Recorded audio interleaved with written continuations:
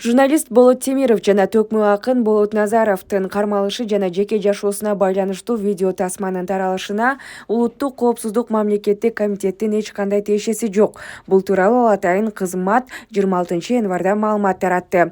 УКМК коомчулукту эмоцияга ар кандай чагымчыл аракеттерге алдырбоого чакырды.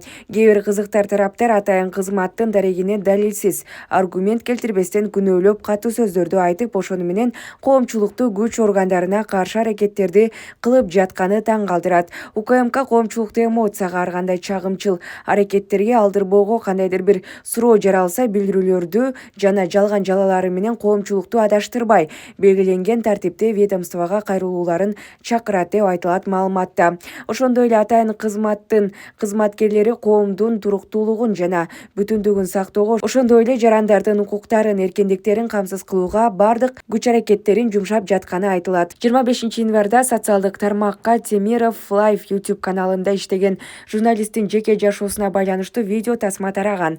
Бул коомчулукта катуу нааразычылык жараткан. Ага чейин 20-январда Темиров Live YouTube каналы 2 күндө 37 миллион сом кантип тапса болот, Садыр Жапаров жана Ташиевдин схемасы деген темада иликтөө жарыялаган.